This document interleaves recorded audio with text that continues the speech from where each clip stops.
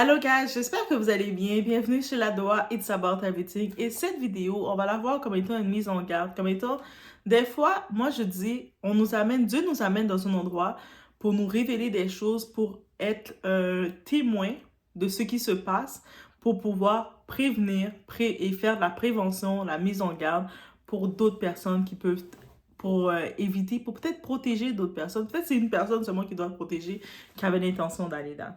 Donc, oui, j'ai été dans cet endroit, je n'y suis plus. Donc, je pense que pendant quelques temps, j'aurai beaucoup de temps à vous accorder. Déjà, je vous accorde beaucoup de temps, mais j'en aurai encore plus. Fait que peut-être la semaine prochaine, je vais regarder peut-être pour qu'on se situe, on se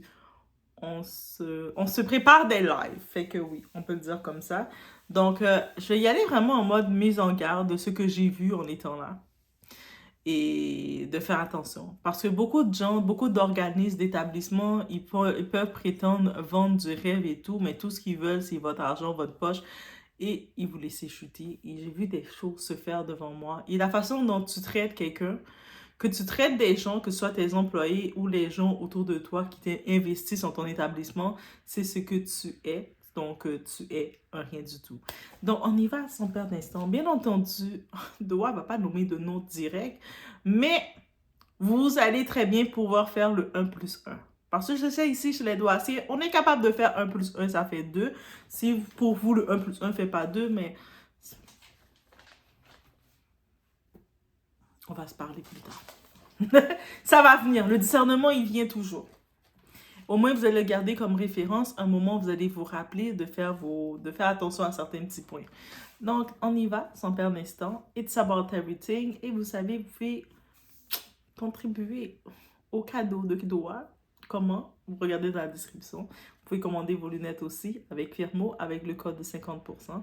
Aussi dans la description. On y va, sans perdre d'instant.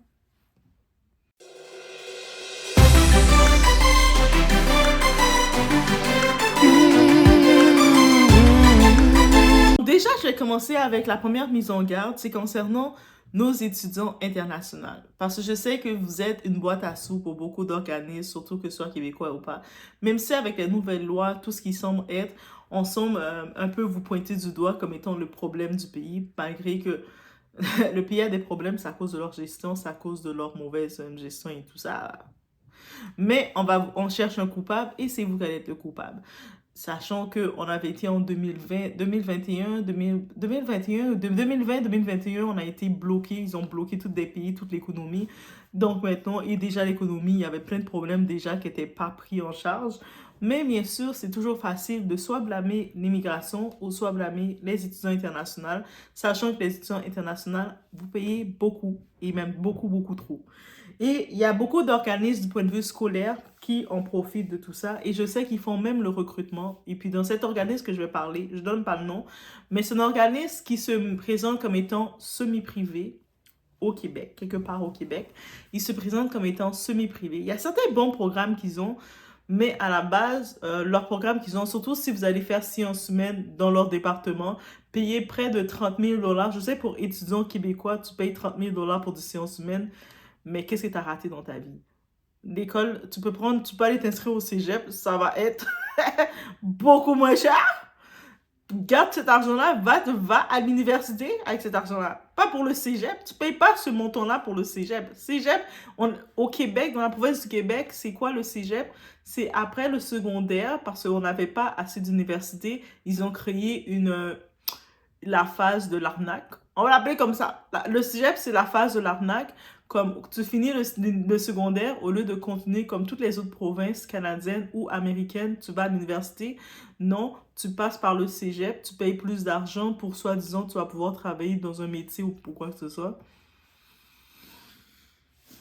Et bien entendu, il y a les institutions qui se sont mis semi-privées. C'est-à-dire, quand ils se disent semi-privées, surtout celles qu'on va parler, elle va te charger comme du privé, mais l'éducation, ça va être pire que le public. Hey, I say it, ok? Et juste pour vous dire qu'ils n'ont même pas de professeurs fixes. Eux autres, c'est des professeurs embauchés comme des professionnels, c'est-à-dire que tu peux être un architecte, un designer, quoi que ce soit, tu décides de gratter un petit peu ton temps. Ah, je vais aller faire un petit contrat dans le cégep, là, dans le collège, là. pour cette session et t'arrives comme ça, tu viens. Donc, c'est pas un professeur fixe que les élèves vont avoir comme tu vas dans une école et puis, à force d'aller dans cette école-là, tu vas connaître Monsieur Dubé et Monsieur Dubé, il est là pendant peut-être 10 ans, 20 ans parce qu'il a une permanence. Les professeurs n'ont aucune permanence, ils sont tous là embauchés temporairement. Juste pour vous dire. Déjà, avec ça, c'est l'arnaque. Pourquoi les professeurs, ils n'ont pas de permanence? Why? Donc déjà là, si ça ne sonne pas de cloche chez vous, sonnez une cloche. Commencez à sonner la cloche. Cherchez une cloche, je peux sonner là. Donc ça, c'est la première arnaque. Donc, et je sais que dans les clients internationaux qu'ils ont, parce qu'ils font beaucoup de promotions pour l'international, ils ont même payé des équipes un peu partout. Moi, j'aurais voulu qu'on me paye aussi pour aller voyager. Je serais allée au Guatemala, mais peut-être je ne serais pas allée arnaquer les gens parce que je sais que c'est une arnaque. Mais je serais allée juste profiter du voyage et de la plage. Qui sait? Mais bref, ils payent. Ils ont des équipes, comme ce soit au Maroc surtout, qui sont là pour aller recruter les Africains surtout. Pourquoi? Parce qu'on a beau dire, l'Afrique, c'est un continent qui est pauvre, il y a plein de pays pauvres en Afrique, mais ils envoient leurs équipes. Les Canadiens, ils savent qu'est-ce qu'ils font.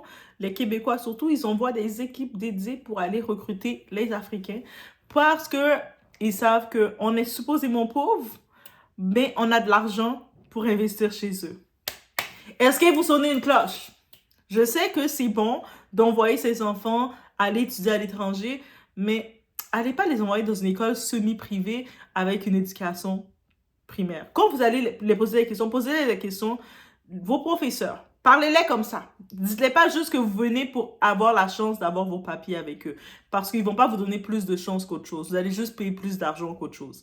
C'est-à-dire une formation qui va vous faire payer 60 000, 80 000, 60 000 et quelques pour une formation. Un programme, cette formation, c'est aller l'investir à l'université. Aller à Concordia, aller à McGill, aller à Dawson College, aller quelque part d'autre. What are you doing? Qu'est-ce que vous faites? Bref, ça c'est déjà ce point-là.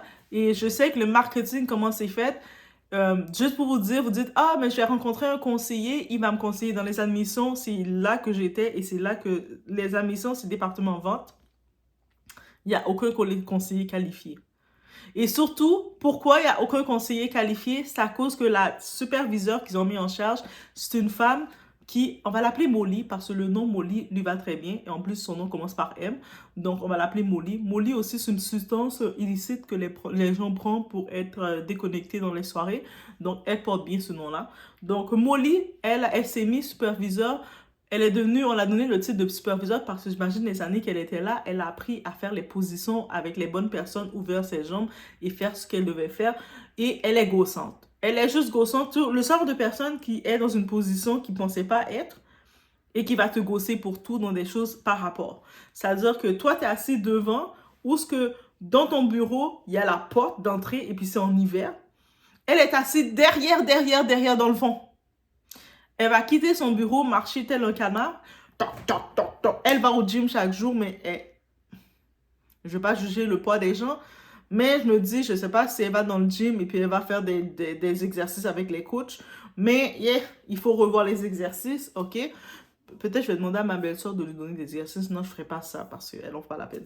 Mais bref, elle va sortir de son derrière, de son bureau là. Elle va venir devant ouvrir la porte.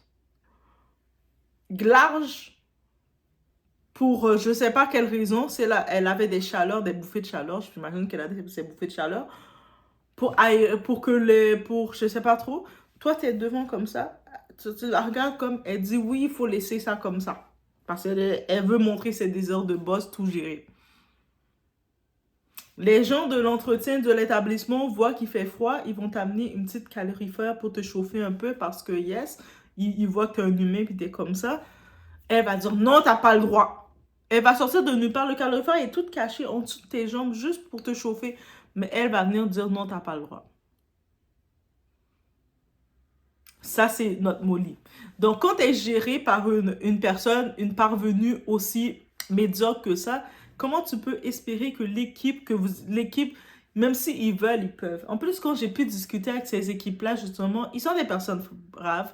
Ce sont des personnes qui veulent bien faire. Mais on ne les met pas les conditions pour se faire. Comment on ne les met pas les conditions? Déjà, pour commencer, Comment tu peux changer tes programmes à tout bout de champ? C'est-à-dire, on n'est même plus au courant d'un programme. Lundi, t'arrives, il y a un programme, lundi, tu arrives toute contente en pensant qu'il y a tel type de programme que tu proposes à des gens, tu parles, oui, pour inscrire la personne dans tel type de programme. En après-midi, en haut, ils décident de le changer. Toi, tu ne sais pas. Mardi, après, on dit, OK, le programme est annulé, il faut aviser toutes les gens qui sont dans le programme qui sont plus là. Mais il y a une grosse liste de personnes à aviser, tu n'as pas le temps d'appeler toutes les personnes, donc tu dois envoyer de façon non personnelle un courriel en te disant qu'en espérant qu'ils vont voir leur courriel, mais est-ce que tout le monde vraiment prend le temps de regarder leur courriel? C'est une autre chose, surtout des nouvelles aussi importantes. Donc, ils se disent, ah ben c'est bon, le service à la clientèle vont se charger de la besogne. Ils n'ont pas le choix, c'est leur job. Ok, c'est cool. Mais quand on regarde ça, on se dit, hé, mais est-ce que c'est normal qu'un collège semi-privé peut changer ou fermer comme ça ses programmes? Là, j'y vais sans perdre d'instant dans la phase du fameux contrat. Oui, parce que ce collège semi-privé, ils font signer aux étudiants un contrat. Ça fait partie de leur programme. Tu signes un fameux contrat, un contrat d'étudiant, d'admission. Donc, dès que tu es intéressé, tu as envoyé tes documents, ils ont vérifié qu'avec tes notes, tu étais éligible avec le département de vérification, ils ont vérifié que tu étais éligible. Et quand ils ont confirmé que tu es éligible, ils te font signer ce fameux contrat. You're gonna say it, baby. Et là, quand tu signes ce fameux contrat, là, you're gonna sing it. Quand tu signes le fameux contrat, le contrat, dans les clauses, qu'est-ce que ça dit? Toi, tu penses que le contrat, c'est pour, entre vous, il y a une entente. Mais c'est pour eux autres, le collège se protège. C'est-à-dire que dans ce contrat, dans les clauses, si vous lisez, ça dit qu'ils ne sont pas responsables. Ce n'est pas leur responsabilité si un programme change. Donc, si comme ça, il arrive, et puis peut-être ils n'ont pas assez de personnes qui sont inscrites dans un programme, qu'est-ce qui arrive beaucoup? Parce qu'ils ont coupé tous les programmes anglophones, les attestations. Ils ont deux choses maintenant. Les diplômes d'études collégiales, les DEC, et les attestations collégiales, les AEC. Mais toutes les AEC anglophones, ils l'ont coupé. Pourquoi? Parce que récemment, le gouvernement était fâché contre le collège. Ils les ont donné une très grosse pénalité. Ils ont dit que c'est pas normal que vous êtes au Québec et qu'il n'y a pas assez d'étudiants francophones dans votre collège. Vous avez fait beaucoup de promotions pour l'anglais et nous, on a vu que vous avez un petit peu mis de côté le français. On vous donne une pénalité pour l'ordre. En plus, vous allez chercher des subventions chez nous. Quand je dis pénalité, c'est une très grosse pénalité, près de millions et quelques. Mais ils font beaucoup d'argent. Ils font, par tête de chaque étudiant, ils font des 60 000, 80 000, 30 000 et quelques. Donc, ils vont pouvoir payer ça rapidement. On s'inquiète, on n'a pas de sympathie non plus pour ça. Mais bref, suite à ça, ils ont coupé tous les cours d'attestation à nouvel ordre, les cours d'attestation, donc ce sont les cours, quelqu'un qui voudrait prendre une formation, par exemple, de design d'intérieur. Je donne ça comme exemple, comme ça, des formations, par exemple, mais qui veut prendre le design d'intérieur, ok? Il veut pas avoir les cours de philo, d'éducation physique, faire le DEC, parce que le DEC, c'est avec tous les cours de base que ça vient. Lui, il dit, non, mais moi, c'est un retour, un changement de carrière, je veux pas retourner vers tous les cours de philo, d'éducation physique. Mais si t'es anglophone, soit tu le prends en français, mais soit tu crèves. C'est un des deux choix. Ou soit tu vas ailleurs. Bref. Ou soit tu vas à Dawson. Allez à Dawson. Dawson, c'est pas trop loin en plus. Allez à Dawson, guys. Bref, dans tous les cas, dans tous nos cas de cette fameuse école, c'est ça qui est ça. Donc, avec leur fameux contrat, eux autres, ils se dédouanent quand ils doivent couper un programme pour pas avoir des problèmes, pour pouvoir couper leur engagement avec l'étudiant sans avoir de problème. Bien sûr, maintenant, ils font payer parce que money is money. C'est une business. Avant tout, avant l'éducation, c'est une business. Même s'ils vont vous dire le contraire, mais eux autres, la façon dont ils sont dans le côté admission, c'est une business, ok? Même, c'est une business. Business is business. Business is money. Money is business. Ok? On a pris ce mot-là, on a gardé. Là, maintenant, on regarde le tout comme ça. Et oui, j'ai pris quelques notes parce que je voulais juste avoir toutes mes idées. Au-delà de ça, on parle maintenant d'une situation. On parle de les remboursements.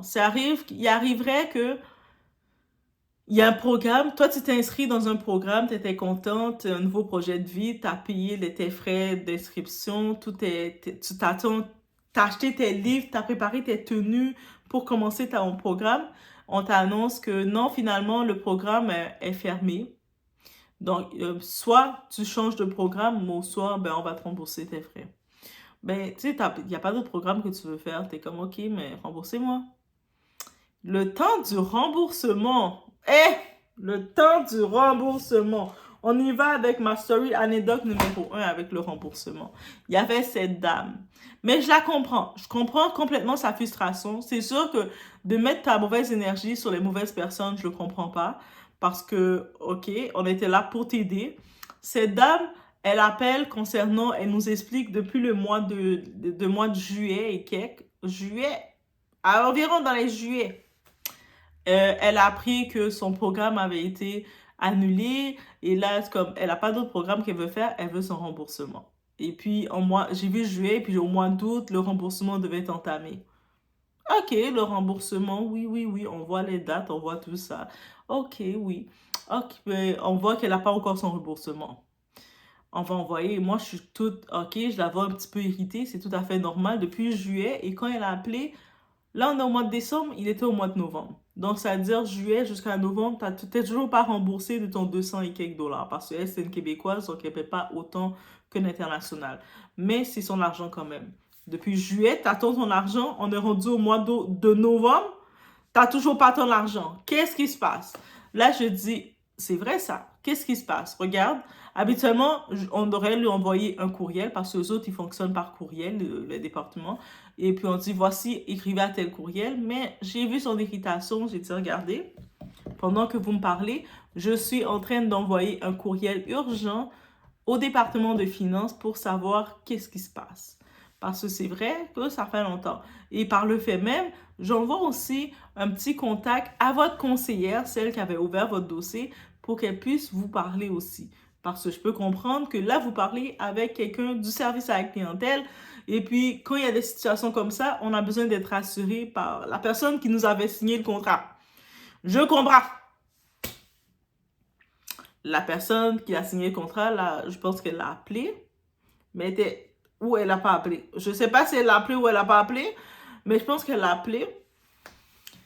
Mais ça n'a pas fonctionné. Elle était quand même irritée. Elle voulait une date. Elle n'a pas été satisfaite. Quand elle a parlé avec la conseillère a juste dit, OK, mais c'est beau. Ma collègue, elle a envoyé le courriel aux finances. C'est beau. Mais elle n'a pas eu de réponse. Donc moi, je lui ai donné plus de réponses que sa conseillère. Sa conseillère qui a son pourcentage avec eux. Parce que les conseillers, c'est des vendeurs. Ils font de l'argent. Et elle rappelle. Elle est énervée cette fois, un petit peu plus irritée. Là, je suis comme, OK, mais c'est, OK. Garde. Il faut peut-être, tu as besoin d'être rassuré, c'est compréhensif. Depuis juillet, tu attends ton argent, c'est compréhensif. Au moins qu'on te donne un délai. On ne dit pas juste, ça va venir. On te donne un délai. Si elle appelle pour son 200 dollars, peut-être que financièrement, elle a besoin de son 200 dollars. On comprend ça. Là, je mets une petite pression. J'écris moi-même au responsable des finances. Voici, j'ai telle personne avec moi en ligne. Ben là, c'est compliqué parce que, tu sais, j'ai envoyé une lettre aux finances. Puis, j'ai mis des tâches avec sa conseillère et tout. Mais là, c'est concernant son remboursement. Est-ce qu'on peut avoir un délai? Vraiment, c'est quand qu'elle va le recevoir? Tu sais, ou est-ce que vous pouvez la parler pour la rassurer? Parce que c'est votre département. Prenez-la en charge. Oui, moi, je suis là jusqu'au bout. Je suis comme ça, jusqu'au bout. Là, moi, je finis de faire mon truc, je fais d'autres trucs. Elle rappelle, elle est tombée sur un autre collègue à moi. Pauvre mon collègue. Oh, j'ai la peine pour lui. Et là, je sais pas si mon collègue il avait vu toutes les notes, tout ce que j'ai déjà fait, mais en vrai, il peut pas rien faire. C'est pas de notre côté. Il a dit, regarde, ma collègue a déjà rempli, contacté les finances, elle a fait ci, elle a fait plus qu'elle devait faire. Actuellement, elle aurait juste dû vous donner une adresse courriel et vous l'écrivez. Mais après, elle était un petit peu dépendant de l'énergie de la personne qui est déjà irritée et l'énergie de l'autre personne qui répond.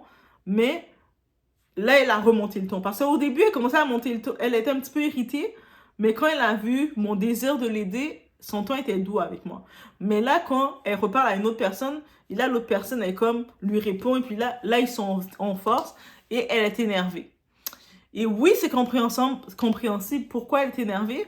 Et là, elle a commencé à faire des menaces, et c'est inacceptable. Arrêtez de faire des menaces aux gens du service à la clientèle. On n'est pas des punching bags. Et puis là, ça vient à ça. T'imagines, tu travailles dans un établissement où ce que, là maintenant, elle, c'est 200 $. Tu sais, j'imagine que les menaces qu'elle a fait, même si elle a menacé, c'était grave. Là, elle a dit, je vais venir dans l'école, puis je vais tac, tac, tac, tac, tac. Oh my God! Moi, j'étais assis à mon poste, je vois la porte qui laisse ouverte, j'avais peur. Je me suis dit, t'imagines qu'elle vient vraiment, et puis c'est moi qui est devant. Pourquoi? Oh my God! Oh Dieu, dans quoi que je suis? Et tu sais, nous, on était, quand mon collègue est venu me dire comment elle l'a menacé, puis il a même dit à nos supérieurs, regardez comment elle nous a menacés. Habituellement, un emploi sérieux, il pense à ses employés parce qu'on est des humains, on n'est pas des animaux. Même les animaux, on doit les protéger. Mais on est des humains, à plus de tiers des humains. Tu sais, on va pas donner notre vie pour vous, là, à tel point, là. C'est le travail, là, tu donnes pas ta vie pour le travail. Si tu ne savais pas, je te dis, donnez pas votre vie pour le travail, OK? Quand vous voyez que votre état, votre épanouissement prend un coup, pensez à vous. Pensez à vous avant, là. Même si les employeurs veulent dire le contraire, bon, ils s'en foutent de vous de toute façon. Donc, pensez pas à eux avant votre vie.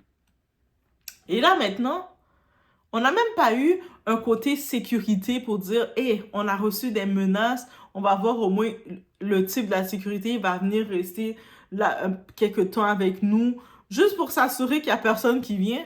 Pas du tout, they don't care. Hé, porte ouverte et tout. Quand j'ai vu ça, j'ai dit, mais c'est quoi ces conditions-là? Tu sais, tu travailles dans des conditions. En plus, c'est que là, maintenant, on a cette dame-là, c'est pour un 200 $. On se dit, peut-être elle s'est pas déplacée, mais on connaît pas l'état vraiment des gens parce qu'elle a menacé quand même.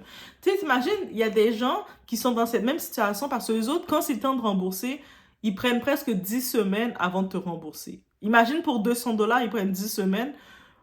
Pour le monde qui doivent des 11 000 $, des 8 000, en plus, ils ont enlevé les pénalités et tout. Mais c'est des 10 000 $ que je vois, des 18 000 qui doivent rembourser les étudiants. Ils les remboursent. Ils attendent des 10 semaines. Les étudiants, je les revois, je les reconnais. Tellement qu'ils viennent. Moi, je suis venue pour mon remboursement. Et puis, allô, on finit par devenir familier. Ah, ça va?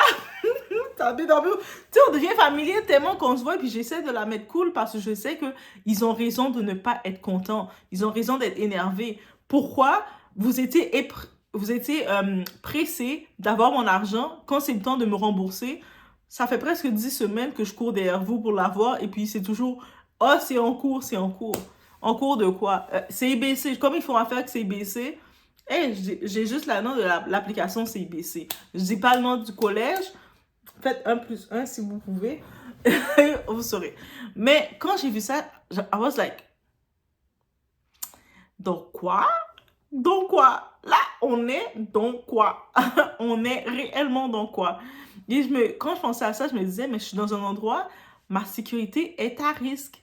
Ma sécurité est à risque. Je peux un jour avoir quelqu'un qui est vraiment, peut-être l'école va le devoir un 11 000 $, il va être irrité avec les sentiments de l'école, et puis il va juste venir, et puis moi, je vais être victime. Moi, je veux pas être victime pour ça. Non, vous me payez pas assez pour être victime pour vous. Et même si vous me payez assez, vous me payez pas assez. Mais tout le long, j'étais là, je regardais, je me sentais... À partir de là, je commençais déjà à sentir une peur. Je me disais... En plus, eux autres restent à une désinvolture. Ah ben c'est beau, ça va être réglé. Le département des finances envoie un courriel, il a dit, il gère. Quand la personne va faire une crise nerveuse, va venir dans l'école, moi je prends pas de coup là. Moi, la personne, elle vient, je vous dis, faites ce que vous voulez. Allez prendre ce que vous devez prendre. Allez là, allez voir le directeur. Je suis pas payée assez, moi. Moi, j'ai dit ça direct, là. Et, bref, on imagine, on arrête déjà sur ça, une équipe, un soi-disant collège, comment ils traitent, ils ont aucune valeur pour leurs employés et pour leurs étudiants. Et on y va avec ce fameux contrat, mais eux autres, ça les permet de jouer comme ils veulent dans le contrat des gens. Mais par derrière, en jouant comme ça dans le contrat des gens, mais par derrière, si toi, comme étudiant, t'arrives, tu t'es inscrit, tu t'étais engagé pour t'inscrire pour une session, mais malheureusement, t'as une situation personnelle qui t'arrive parce qu'on n'est pas maître de notre destinée. Par exemple, il y a un décès, il y a peut-être quelque chose ou peu importe, problème financier, mais tu dois reporter ta session ou tu dois arrêter ta session ou peut-être tu as changé d'idée, peu importe les raisons, tu dois payer des pénalités. Ils te chargent des pénalités. C'est ça le contrat veut dire. Le contrat te charge des pénalités si tu arrêtes, peu importe ta raison, they don't care. Mais eux autres, ils peuvent arrêter quand ils veulent. Un contrat a un sens. Déjà, je me dis, comment ça, personne encore a porté plainte contre ce contrat? Et puis, même avant de signer, demandez-les pourquoi vous devez le signer. Parce que quand on signe un contrat, ça nous engage tellement que c'est vraiment fou. Ok. Ici, on y va dans la partie plus émotionnelle parce que ça m'a tellement fait rire, leur promotion, leur marketing, et c'est normal que tu vas faire du marketing positif pour toi. Mais il parlait que nous, on est là pour encadrer. En plus, j'avais parlé avec l'un des grands directeurs là, de ça, là, cet endroit-là. Et puis il disait, nous, on est là pour encadrer. Mais lui, il a sa vision, mais il doit faire le ménage de ses équipes. Parce que si tu as une vision, mais tu as des gens qui ne sont pas dans la même vision que toi, c'est l'échec. Mais je vais vous aller avec la deuxième story qui m'a vraiment attristé. Ça, j'étais rendue à bout en voyant ça. Il y avait ce jeune homme qui était venu, je pense qu'il est de la Guinée. Il est venu accompagné d'un cousin. Lui était à Montréal. Eh oui, il est à Montréal. Oui, il est, on va dire, dans la ville. Son cousin est dans une autre ville, ok? Complètement dans une autre ville. Et là, son cousin a dû faire le déplacement pour venir l'accompagner à l'école pour l'aider parce que c'est compliqué. Pourquoi c'est compliqué? Parce qu'il est actuellement encore en dépression. Et lui, c'est un étudiant étranger, donc il est tout seul au pays. Et sa dépression a commencé quand? C'est parce qu'il a perdu sa grand-mère au pays. Donc, tout le monde dans sa famille au pays sont ensemble en train de vivre le deuil. Lui est tout seul, désemparé, tout seul, et ça l'a fait vriller. Il est tout seul en train de devoir s'adapter au pays. Déjà, c'est compliqué quand tu arrives comme étant étudiant étranger. En plus qu'il y a un deuil, que toute ta famille sont solides ensemble, et lui est tout seul. Et là, avec cet état qu'il a, il n'a pas nécessairement de ressources ou comment aller voir un psychologue, tout ça. Il a pas cette possibilité de comprendre que oui, il y a des systèmes pour t'aider. Donc, il a coulé des cours. Il a coulé beaucoup de ses cours parce qu'il n'était pas assidu, parce il était en dépression, parce que son cœur n'était pas là. Et toutes les raisons qu'on peut imaginer. Et puis, ça a été confirmé qu'il vit une dépression. Et c'est un jeune homme. Tu sais, aussi, la dépression, c'est important d'écouter son mental, peu importe où ce qu'on est. Et juste qu'il a été capable de me parler puis de me dire que oui, il vit une dépression. Et ça va pas. Et puis, cette école, ils se vantent d'avoir un département comme tout un étage qui aide service adapté pour aider les étudiants pour s'adapter, que tu as du TDAH, que tu as des problèmes de même, que tu vis, peu importe, de les aviser pour qu'ils puissent s'adapter à toi. On doit savoir. Et là, maintenant, quand il explique la situation, au début, il parlait pas trop. C'est son cousin, son grand cousin qui essaie d'expliquer tout ça. Qu'est-ce qui arrive? Qui s'est déplacé de où ce qu'il était pour venir l'accompagner. Et puis après, il a commencé à m'expliquer parce que moi, je suis une hypersensible, guys. Vous savez, je suis une hypersensible et je pense à ce cas-là, ça m'a tellement énervée et frustrée. Je me suis dit, mon Dieu, mais pourquoi tu m'as mis là? J'ai pas ma place avec ces bêtes-là. J'ai pas ma place là, mon Dieu. Qu'est-ce que je peux faire? Et justement, moi, quand j'ai vu ça, son cas, tu sais, oui, habituellement, on doit l'envoyer à l'académie, donc au deuxième étage, on doit l'envoyer au côté administration pour que eux autres, ils donnent le tout. Par contre, le fait qu'il avait un peu raté, sa session est ratée, donc il va devoir reprendre la session. J'ai quand même expliqué, puis il a compris, il sait que oui, je sais que je dois reprendre la session parce que toutes les cours sont ratés. Mais, est-ce que vous savez, avec cet étudiant, qu'est-ce qu'ils ont fait de lui? Parce que j'ai dit d'aller les voir, de me dire qu'est-ce qu'ils vont dire. Qu'est-ce qu'ils ont dit? Avant que le collège puisse l'aider, à le référer au département d'aide pour soit le faire faire une transition, lui donner un cours à la fois, même s'il sait qu'il doit payer une session de plus pour refaire une session qu'il n'a pas pu faire, mais d'y aller graduellement. Le collège a osé dire, avant qu'on puisse faire quoi que ce soit, tu dois rembourser cette session, tu dois nous payer l'argent, pay me money, et après, on va pouvoir on va regarder le tout. Quand ils ont dit ça, j'étais achevée. Je pense que c'est moi qui a reçu le coup de massue pour lui. Et puis, même lui me disait, oh, OK, on va faire ce qu'on doit faire. C'est correct, mais merci beaucoup. Et puis, lui-même voyait que j'étais brisée d'entendre ça. Je me suis dit, mais c'est comment tu peux énumer, c'est un étudiant international, lui, pour sa session, pour son programme de 3 ans là, avec vous, il paye déjà 60 et quelques mille dollars. Il paye déjà 60 et quelques mille dollars. Il est déjà conscient qu'il va devoir payer plus pour prendre une session en plus avec vous. La session, c'est combien? C'est près de 10 000 et quelques en plus. Il sait déjà qu'il va payer tout ça avec vous. Puis maintenant, vous voyez qu'il est en train de parler d'une situation. En plus, j'ai pris le temps d'écrire à les gens d'en haut, d'écrire à l'administration de côté académique pour dire, voici telle situation, pouvez-vous faire attention quand vous recevez et tout. Je me suis dit, mais je peux pas être dans un environnement avec des bêtes insensibles comme ça. Je ne peux pas. Et imaginez les parents de cette personne. Lui, il était tout seul en train de faire sa dépression. C'est sa famille qu'en fait a appelé, qu'on cherchait un cousin lointain qui était au pays pour venir l'accompagner.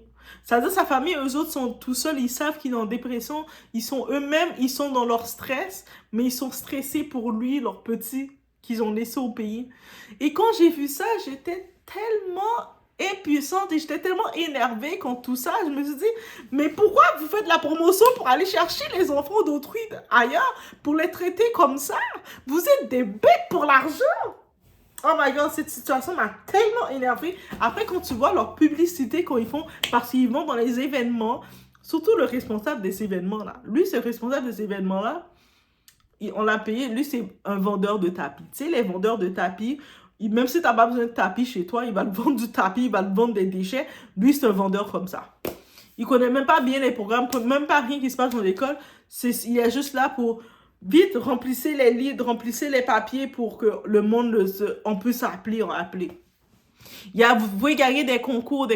Don't trust them. Vous dites, si vous êtes une école, t'as pas besoin de m'attirer, prendre mon information avec des soi-disant concours. Commencez à les dire ça. Parlez-les straight. Dites-les, attends, mais toi, t'es venu mettre ton kiosque, ton gros kiosque, pour m'attirer, pour avoir mon information, tu dois me vendre un faux concours que il n'y a pas de tirage, il n'y a rien de qui gagne ce concours-là. Ce soi-disant 2000, 1000 dollars que vous donnez, il n'y a pas de tirage. C'est quand que les tirages sont faits? Bonne question. Est-ce qu'il y a des tirages qui sont faits? Bonne question. Mais ça, c'est un autre sujet. Tu sais, le point de faire un petit peu de manipulation pour faire de l'argent, ça, on s'en fout. Comme business, ça dépend de chaque personne. Ah! L'autre point que je dois aller. Est-ce que c'est normal que vous êtes un établissement scolaire, vous n'êtes même pas capable de payer une infirmière, de la payer le plein prix, mais ne veut pas payer personne, mais de payer une infirmière qualifiée pour être là à la disposition de vos élèves.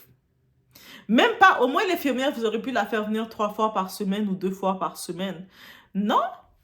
C'est-à-dire, vos étudiants, quand ils ont quoi que ce soit, on les dit, ah, mais tu dois aller à la clinique, essaie d'aller au CLSC à la clinique comme ça. Vous n'êtes même pas capable d'avoir un service d'infirmière. Si vraiment quelqu'un a une indigestion ou quoi que ce soit, il faut appeler le 911. On est dans une école. C'est-à-dire que si vous prévoyez inscrire vos enfants dans cet établissement, sachez que votre enfant a aucun encadrement sécurité. Si votre enfant, il a une indigestion, si votre enfant, peut-être, il a avalé de travers son bonbon, il a mangé ses trous, les bonbons, c'est resté dans sa gorge, il n'y a pas d'infirmière. Et le monde qui dit, ah, j'ai fait tel cours de soins, ah, ça c'est dans la bouche qui dit ça. Il n'y a pas d'infirmières qualifiées qui vont pouvoir être là sur place. Que le jeune, s'il se sent pas bien, il peut aller se reposer. Une infirmière va prendre sa pression, va regarder s'il est correct. Avec le stress que l'école peut donner, il n'y a pas d'infirmière dans une grosse école de près de 7 et quelques, 8, 9, 10 étages, 20 étages. I don't know how many étages, je sais plus combien d'étages qu'il y a dedans cette école-là.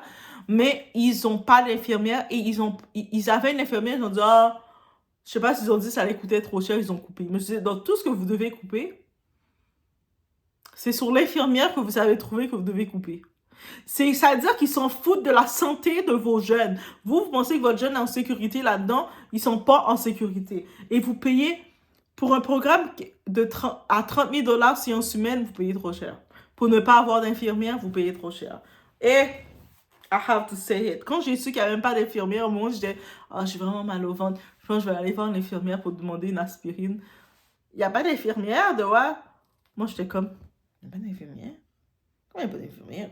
Si je me sens pas bien, je fais quoi? Des fois, ça me tente. Des fois, ça m'arrive que je me sens pas bien. C'est pas que ça me tente. Des fois, ça m'arrive, je me sens pas bien. Mais il n'y a pas d'infirmière. C'est quoi cette histoire-là? Jamais vu ça. Jamais vu ça.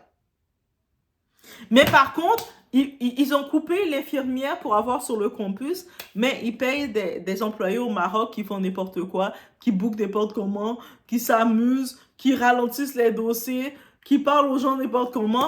They pay them. Ils aiment mieux prendre l'argent payé au Maroc, mais j'avoue que l'argent qu'ils payent au Maroc, peut-être c'est beaucoup moins cher que l'infirmière. Mais dans tous les cas, I can understand. Et on parle justement, Québec, ils ont eu une pénalité à cause de l'anglais. Mais est-ce qu'on peut aussi leur donner une autre pénalité parce qu'ils n'embauchent pas les gens du Québec, parce qu'ils aiment mieux aller embaucher les gens d'extérieur pour sauver de l'argent? Moi je dis rien. C'est juste un fait que j'ai remarqué, là, comme ça, je sais pas, c'est dans mes notes. Et le dernier point, je voulais dire...